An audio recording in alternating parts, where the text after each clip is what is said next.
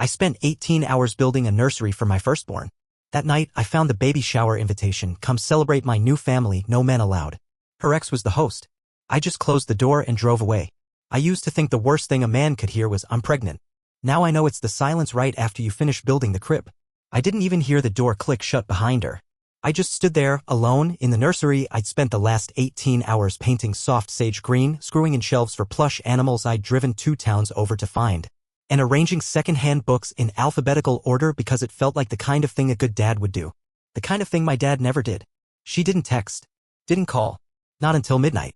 One line, cold. "Please don't come tomorrow." That's all she said. No explanation. Just 3 hours earlier, I'd been measuring wall decals for a woodland forest mural, sweating through my undershirt, thinking, God, she's going to love this. I imagined her walking in and covering her mouth, tears in her eyes, overwhelmed by the gesture. That stupid romantic movie version of events. But the message sat there, blinking, glowing against the dark. Please don't come tomorrow. Tomorrow was the baby shower. The one I'd paid for.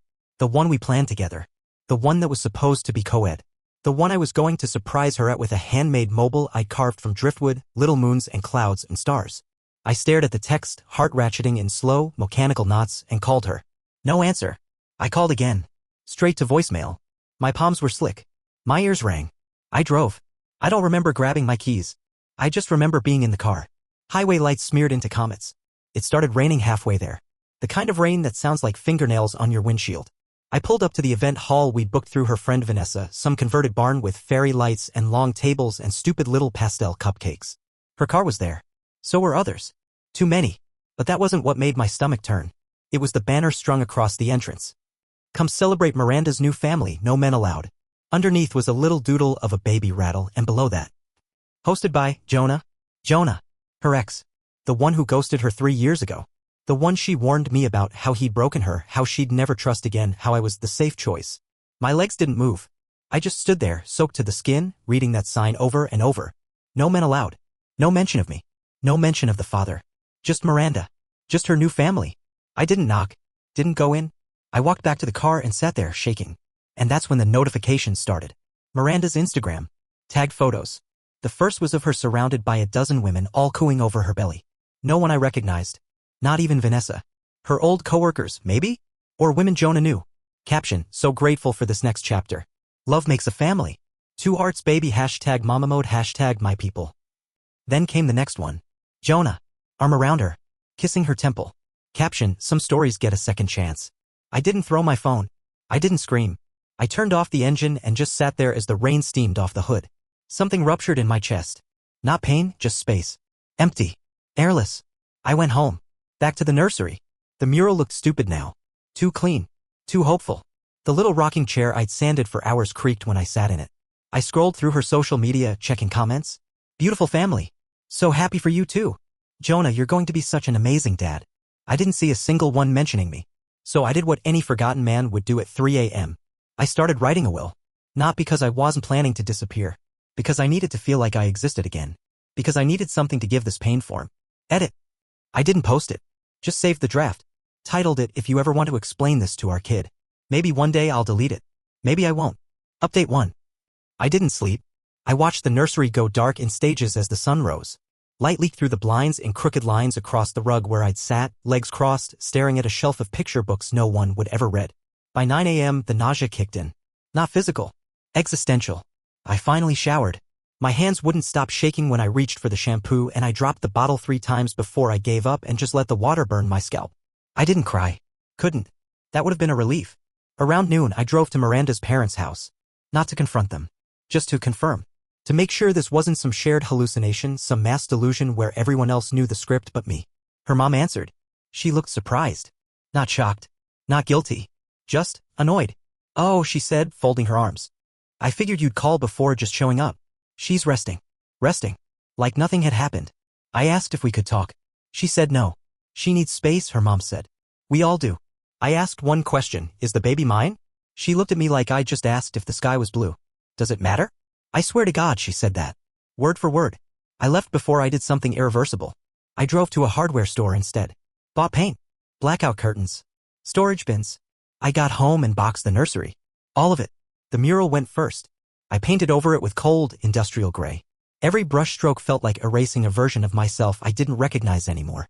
I messaged Vanessa that night. Just, why? She replied 2 hours later, I can't be in the middle. Please respect Miranda's decision. Respect. Respect the woman who let me build a future around a lie and then disinvited me from it. I scrolled Instagram again. Miranda had posted a reel. Slideshow. Soft music.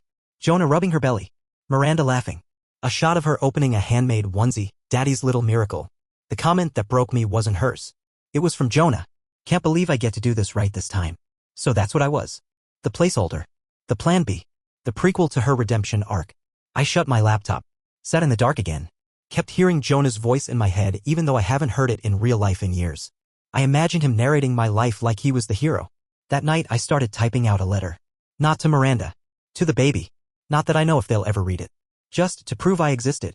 Letter to the baby unsent. Hi. You don't know me. Or maybe by the time you read this, I'll be a story someone else told you. Maybe Jonah's the one who tucks you in and teaches you to ride a bike and says things like everything happens for a reason. Maybe I'm the reason they whisper about. Maybe you're not even mine. But I was there. I sanded the rocking chair you'll never sit in. I painted a mural you'll never see. I spent 18 hours building a nursery, humming lullabies I didn't know the words to just because I thought it might help you sleep someday. And when your mom disinvited me from the party where you were supposed to be celebrated, I didn't scream. I didn't beg. I just left. Because somewhere between the ultrasound photos and the fairy lights, I realized something. Love doesn't protect you from betrayal. It just makes it easier to let it in. But this isn't about me. It's about you. And I hope you never feel like a placeholder. Like the echo of someone else's unfinished chapter. I hope Jonah holds your hand with both of his. I hope your mom tells you stories without editing the pain out. I hope you grow up surrounded by truth, not convenience. And if one day you wonder who else loved you before you had a name, just know I was here. I kept the receipts. I never mailed it. But I printed it out. Folded it twice. Tucked it inside the mobile I carved. The one with the moons and clouds and stars. I sealed the box, labeled it donate, and left it outside the apartment that used to be ours. I thought I was done. Then I got a DM. Anonymous account. No followers. No name. Just a photo. A sonogram. Dated 7 weeks before Miranda told me she was pregnant. Captioned. He already had a name picked. She changed it the night you built the nursery. And that's when I knew. It was never mine. I was never hers. And this was never about a baby. This was about rewriting a story I never got to tell. And if she wanted a fresh start, so be it. I can burn a beginning just as easily as she can fake a happy ending. Update 2. He called me at 3:17 a.m. No hello. No hey man. Just silence. Breathing. Then Jonah finally said, I didn't know she was still with you. I almost laughed. Not because it was funny, because it was so predictable. The coward's chorus. He didn't know. He thought she was single. She told him I wasn't in the picture anymore. She said the baby was his. Or maybe she didn't say anything and just let him assume like she did with me. Why are you calling? I asked. He paused. I saw the box. The mobile? Yeah. I carved that for my child, I said. Before she changed the name. Before she erased me. Jonah didn't argue. Just let out a low, shaky exhale. I didn't know about the shower until after, he said. I didn't plan it. Her mom and Vanessa did. I showed up and saw the banner, no men allowed. Thought that was weird since, I stayed quiet. I'm not trying to take your place, he added. That did it. There is no place left, I said. She raised it. I laid the groundwork. You were the new version. She wanted a story without the original builder. More silence. Then he said something that stuck. She cries at night. I closed my eyes. Why are you telling me that? Because I think she doesn't know what she wants. I think she thought you'd fight for her. And that's when something inside me snapped. Not like a twig. Like a femur. You don't get to tell me what she wanted. I said. You don't know what it feels like to pick out baby names with someone who already gave yours away. He didn't respond. I hung up. Blocked the number. Smashed the phone against the wall so hard it split down the middle like a peeled fruit. I didn't sleep. Again. Instead, I opened my laptop and started digging. I wanted to know everything. Every thread Miranda tried to snip. Every lie she threaded through her curated online life. And what I found. She'd started a blog. Modern Mama Journey. Pastel banner. Sponsored links. Posts like, what to do when you feel alone during pregnancy, and reclaiming your narrative as a single mom. Single mom. She was monetizing her betrayal. I read post after post. In one, she said she'd been abandoned at 5 months. Said the baby's father chose fantasy over family. Said she had to become her own safety net. No mention of me painting walls. No mention of the crib. No photos of us. Just Jonah's smile and phrases like, back from the ashes, and healing isn't linear. That's when the bile rose. I knew what I had to do. I wrote a post. Not public. Not at first. Just a draft. I called it What She Won't Say. I listed everything. The receipts for the baby shower. The text messages where she begged me to stay during her second trimester scare. The Venmo history $800 for prenatal yoga, lactation classes, her doula consultation. Screenshots of her calling Jonah, a mistake I'll never make again. Just 3 months ago. I didn't post it. Not yet. Instead, I emailed it to her. Subject line, your rewrite has a cost. Within 15 minutes, she called. First time since the shower. I didn't pick up. She texted. Over and over. Please don't do this. You don't understand. I was scared. I never meant to hurt you. It's not what you think. That one made me laugh out loud. Finally. Like really laugh. The kind that curls in your stomach and explodes in your throat and makes you feel a little bit insane. Then she sent the final text. If you love the baby, don't ruin this for him. Him. So now it's a boy. The baby I'll never meet. The name I'll never say. I typed back one line. I loved the baby you pretended was mine. And I hit send. Then I posted the piece. Not to my feed. To hers. Her blog had a contact form. Auto-approval for guest submissions. And now, at the top of Modern Mama Journey, my post lives. For now, I took screenshots. Just in case she scrubs it. Just in case she tries to rewrite the rewrite. It ends with this line. You don't get to market your betrayal as empowerment. You don't get to sell abandonment as courage. And you don't get to call yourself a single mom while erasing the man who built your son's first home. I don't know what comes next. I just know this isn't over. Because yesterday, a lawyer's letter showed up at my door. Cease and desist. Defamation. Jonah's name on the bottom. Not Miranda's. His. And that's when I realized. She didn't replace me with Jonah. She gave me to him. Like guilt. Like debt. Like a ghost she didn't want to carry alone. Update 3.